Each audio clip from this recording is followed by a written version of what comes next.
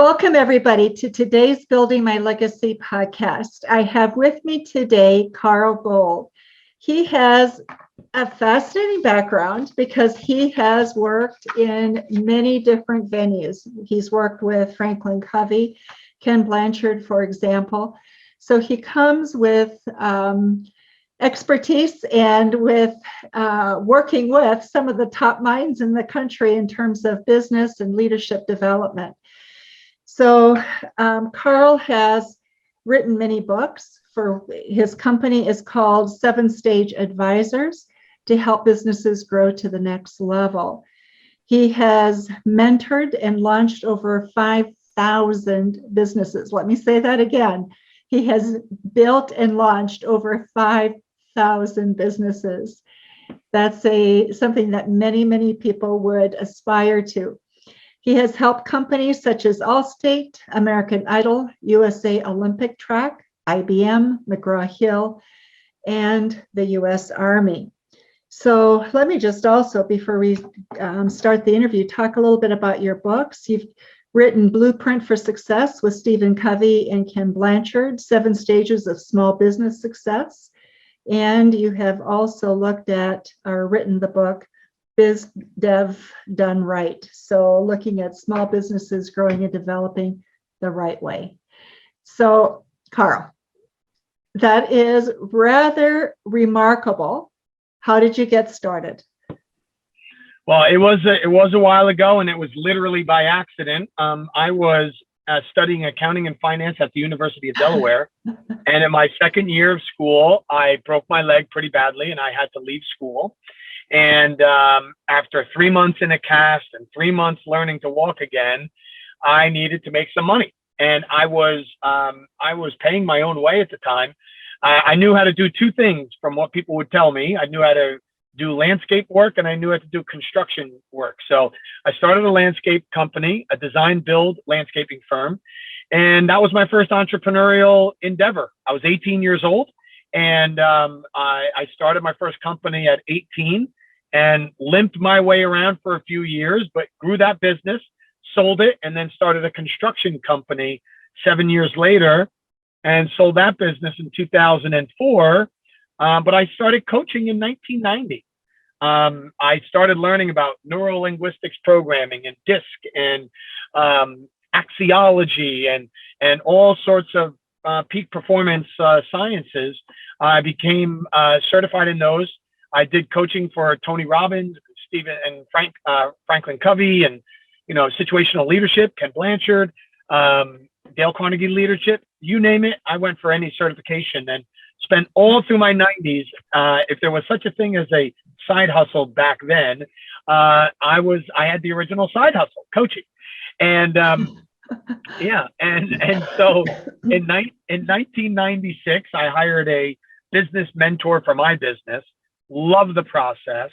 And if there were hashtags back then, it would have been hang up the hammer, because I had a business that ran me more than I ran it. Well, what do you know? 4 years later, I'm ready to hang up the hammer. And I decided I wanted to sell this business and go into coaching full time because I love the process. So I took my entrepreneurial background plus my results coaching experience, and I became a business coach. So talk a little bit about that. What kind of people do you coach? How do people find you? Let's start there, and the questions will go on. Sure. So I typically work with business owners or decision makers of some sort that are growth minded and are looking to expand personally as a business leader, but also build a business system below them of some sort. And so in the coaching world, you tend to work with people who are growth minded and either not sure how to get there but know how to get there, but need a bit of a kick in the behind or some accountability in order to stay on track. Okay, so you work with businesses to do that. Industries that you target, or do you work with any industry? Well, it's a good question, because we went out of our way when we started the business to not focus on any one industry. I read this fascinating article that said that the 82% of the innovations of the 20th century came from the front lines of other industries. So I thought about that and I said, well, wait a minute. I can be that disruptive innovator, but I've got to know all the different sectors and what's going on, so I can parachute winning best practices from one industry and drop them into another. All of a sudden, voila, brand new, And so we remained as a generalist for that reason specifically. Now it's paid off, because what we've learned is that it's a lot harder to be a generalist and always be up to speed on all the different industry sectors and how to grow those businesses than it is being a specialist, right? So we go wide, but over the years now, we've worked in so many different industries that we actually do have specialties within certain industries, but we've gone out of our way to make sure that we have a wide range of experience in different industries. So as you've worked with businesses, Carl, what have you found keeps people from really thriving and being successful? Because they all want it, but we know the statistics on who makes it. So what is it that really prevents people?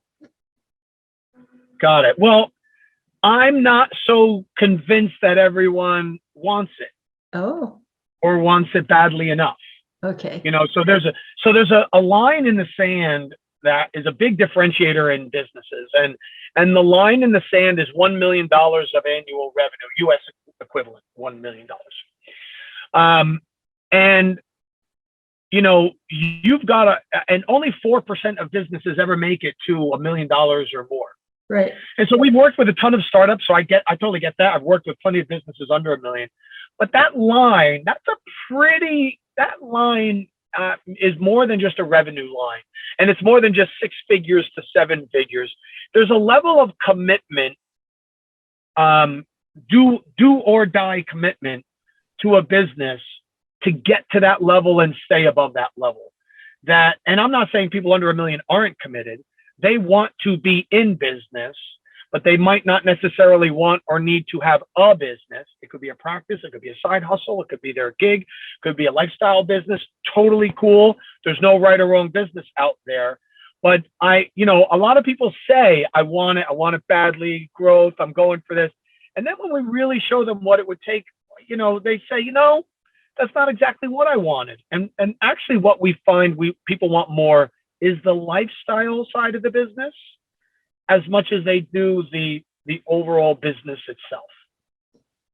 So it's the lifestyle they want more than the business. So they'll sacrifice the business to get the lifestyle, and they sacrifice it ahead of when they're ready for it.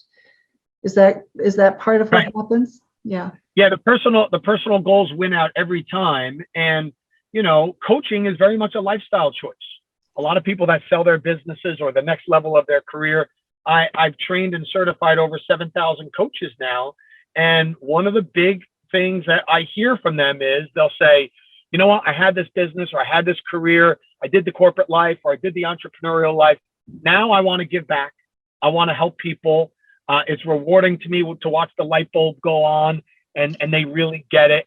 I'd like to dedicate the next chapter of my life to that.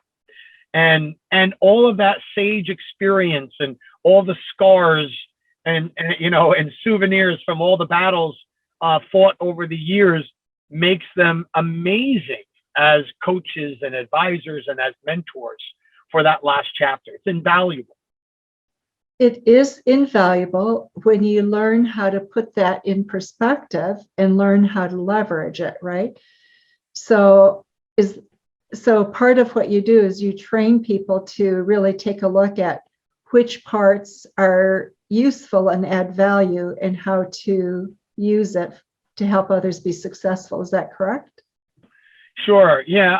Somebody said it to me once, and I thought this was a great way to think about it, is they become a time machine for you.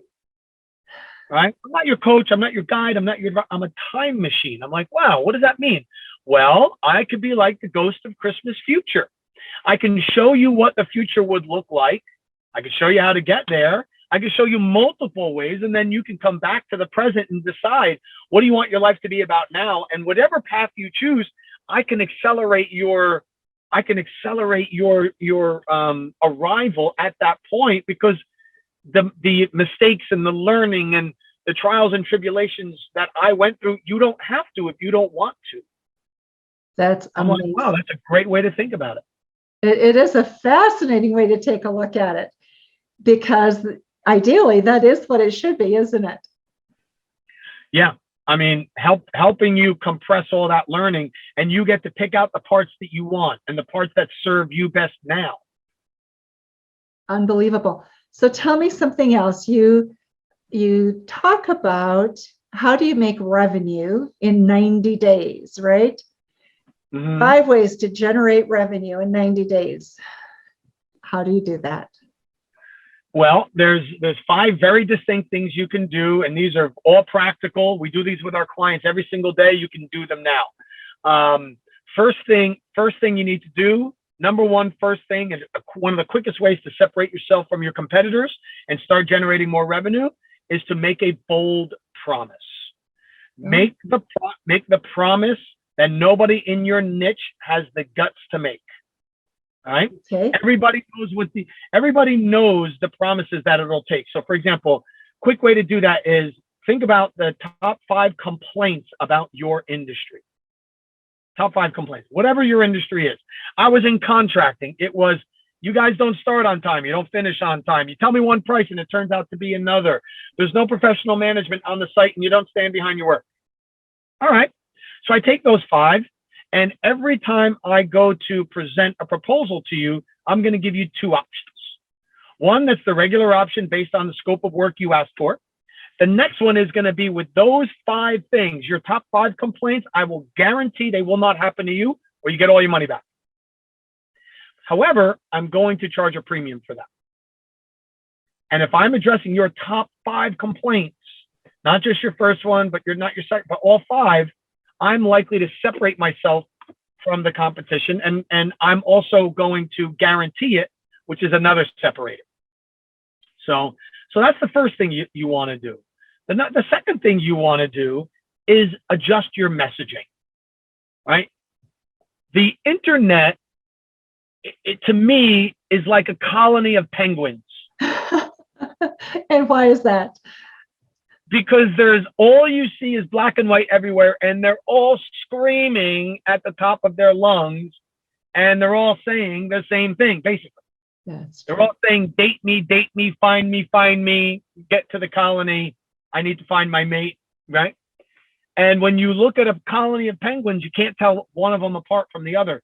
And all social media does now, and the internet, is a platform for you to have a voice. But if you're not saying anything different, and if your messaging is the same old like everyone else, you're going to be another penguin. So what everyone's doing right now is they're saying how great they are. I'm great. Aren't I great? Here's my features, advantages, and benefits. Here's my unique selling propositions, right? No one's listening to that anymore. What they are listening to, though, is how do you address the problems that are going on, and how do you solve those problems? So you remember those five top complaints that you used for your bold promise? Open up a page on your website called Problems We Solve. Problems We Solve. Then on that page, take the top 5 complaints, write a paragraph as to how you solve those problems. Because here's the deal. Most people do not own a bucket list business. What I mean by that is, and I actually did for a while, so I know the difference. There was a point in my career where I built log homes, right? So in my construction days. And so if you build log homes, that's somebody's dream purchase. When you're selling a bucket list item, when somebody thinks of doing business with you, it's like, oh my God, you're getting my dream. I'm going to Hawaii. I'm driving a Tesla. I'm getting a Rolex. This is amazing. Everything about it is amazing. And whoever's the seller or the owner walks on water. But if I'm just getting in a plane to go just about anywhere, or I just go in a regular car, or have a regular watch, or live in a regular house, then when they think about the service provider or the company, they go to the negative, right? Now think about this. If you're driving down the road, you put your foot on the brake, and you hear a grinding sound in your wheels, you know that means new brakes. So think about where your head goes the moment you know you have to get your brakes done. Is it great? Haven't seen the mechanic in so long, and I'll be off the grid because they don't have Wi-Fi, and it's incredible because I get to spend all day because they never know how to set an appointment. They're awesome. Or are you like, oh, I got to give up the car. It's going to cost me $1 gazillion. They're going to tell me I need wiper blades, or my whole family dies. I mean, it's going to be a miserable experience. So the moment that because I don't live in have a bucket list business, and I think most people that are listening don't. So if you don't sell a bucket list item, then all of your prospects are going to the negatives of what it's like to work with you, not the positives. So change your messaging to address the complaints, not the upsides.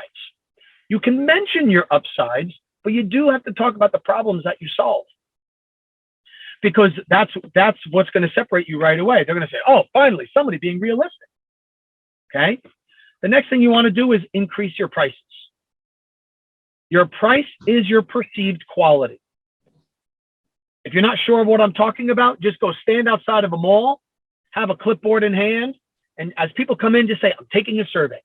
Are you going today to shop for the highest quality products and service, or the highest priced products and services? They'll likely say the highest quality. Great. Follow-up question, how do you judge quality? Well, one of the top filters is price.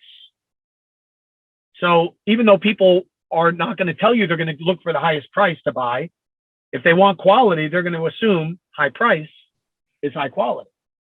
So you need to have a premium offering. Otherwise, you'll be perceived as low quality. So your premium offering has to have a premium price, right? We've all done this. You've gone to a restaurant, or we've gone to a bar, and you walk up to the bar and you look at that thing way up at the top and you're like, hey, what's that bottle way up there? And they'll say, well, that's the Chateau Breton Zazon 1924. Oh, how much is that? Well, that's $100 an ounce, a shot, or whatever. Ooh, geez, that's expensive. Does anyone actually buy that thing? Oh, of course not. I only go up there to get the dust off it now and again. But you won't think we're a good restaurant unless we have that, that year or that vintage up there for a high price. If I take it down, you think we're an economy shop. If I have it up there, you think we're a luxury shop. No one's got to buy it, but I do have to offer it.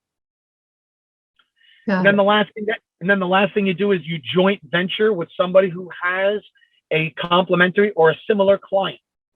So if I do gutter cleaning and you do dog walking, well, we both service residential customers, people who own homes. Our businesses don't compete with each other. I do the gutter cleaning, you do the dog walking. So you promote my gutter cleaning to your clients, I'll promote your dog walking to my clients.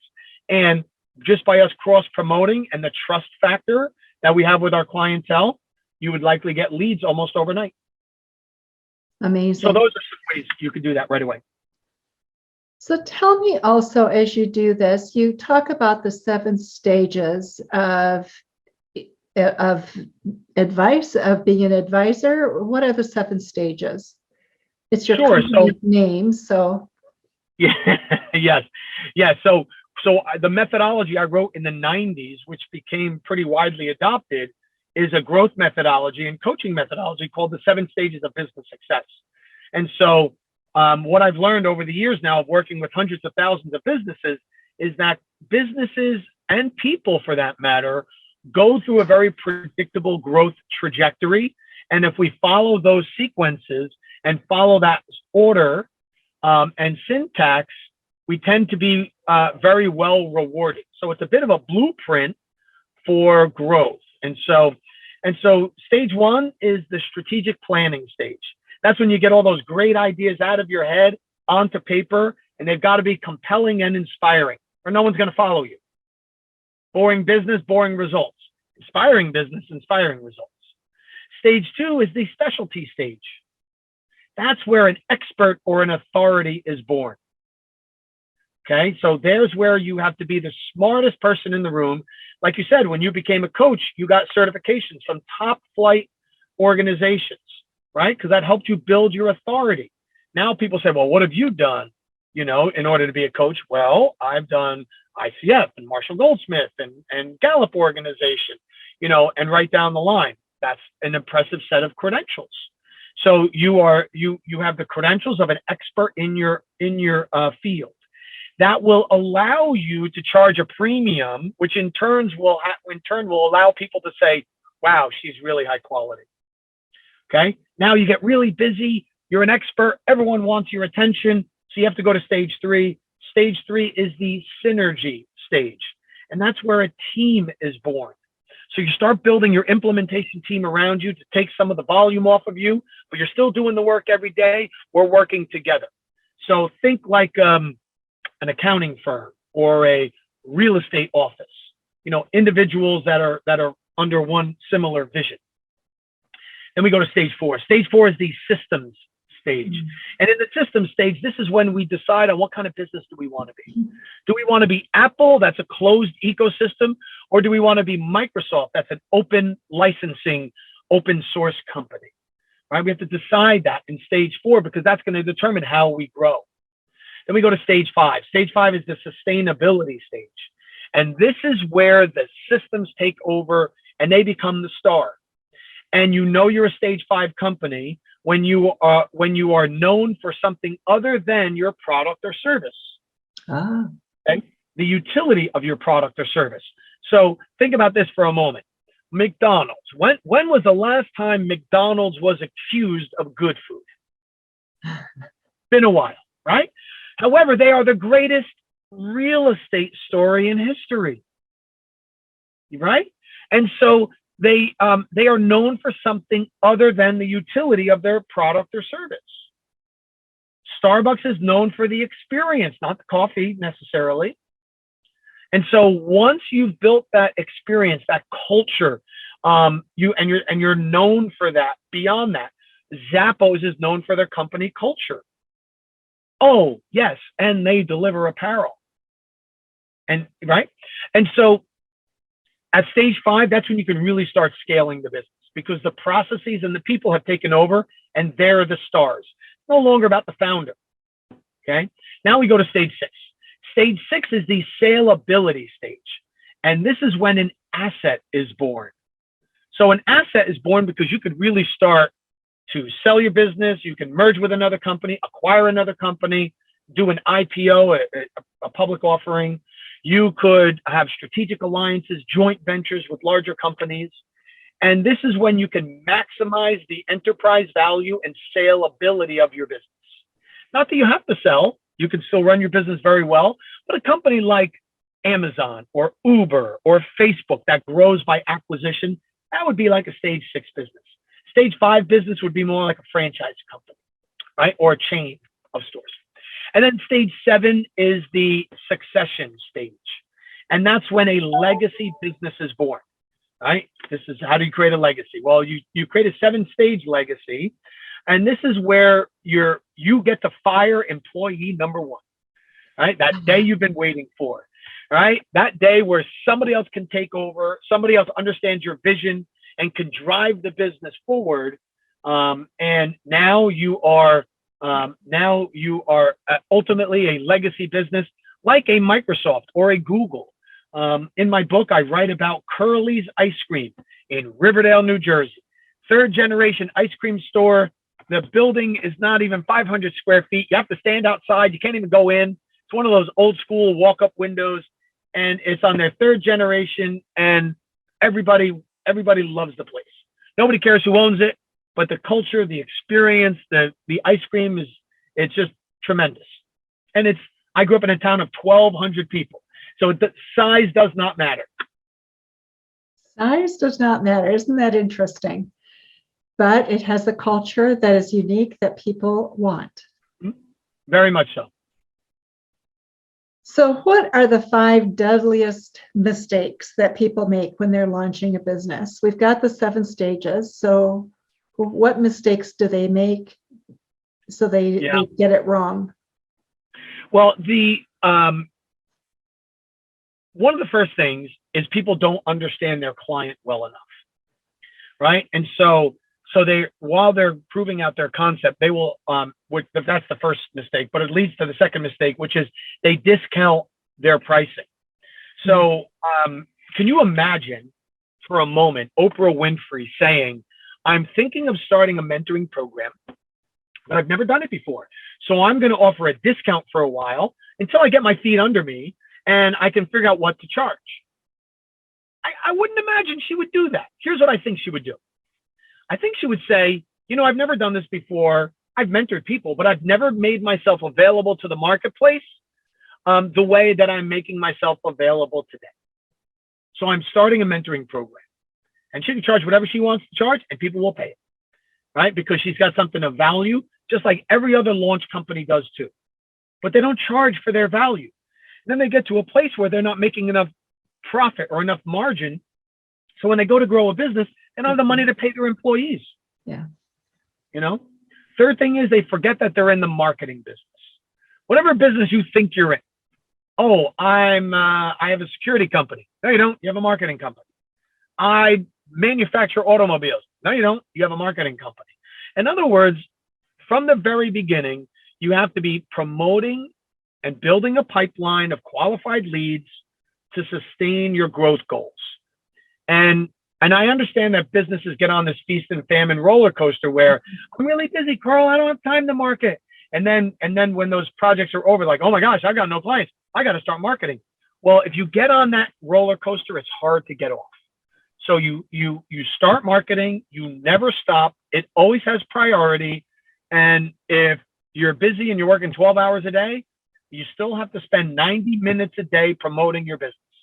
90 minutes a day for a lifetime of results, right? And that's where people fall down, is they say, well, I have a lifestyle business. I'm just going to take it easy and I'll make my way to the size business I want. That's not how you do it.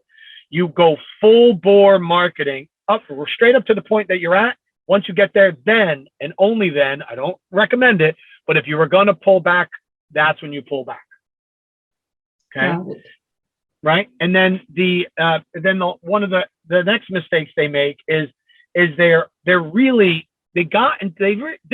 think through what it was going to take to be in the business they're in.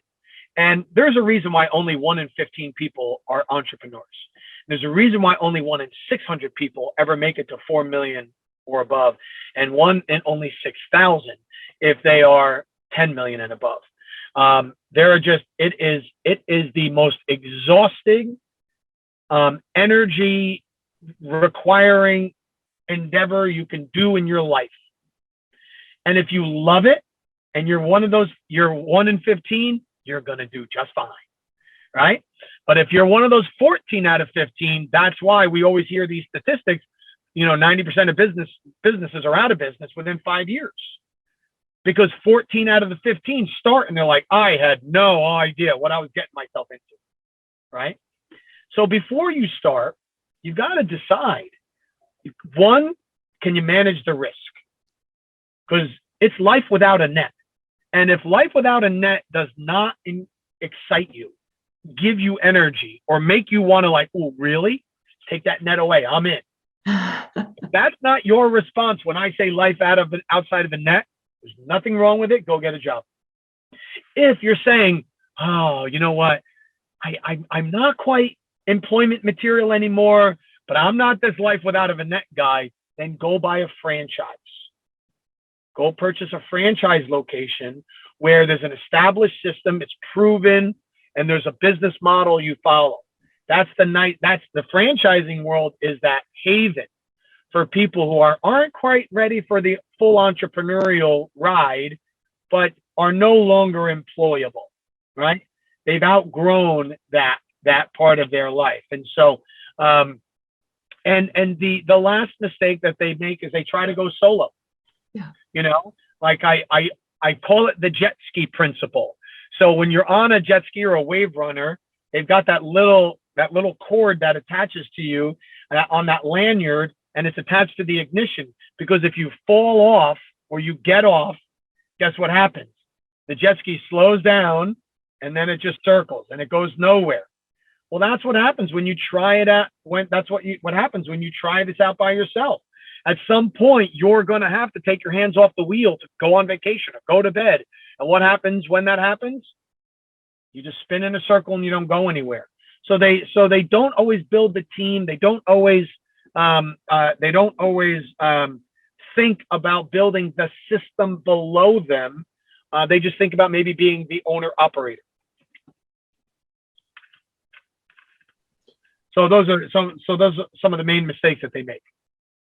That, it's so hard I think for a entrepreneur, the solopreneur, to move from that solo mentality to the people mentality, because that stage from startup to 1 million, you're running so fast, wearing every hat. You're like the bobblehead doll, you're just going to another hat, and then you come back as fast as you can, and you're just running to catch a ball before they drop.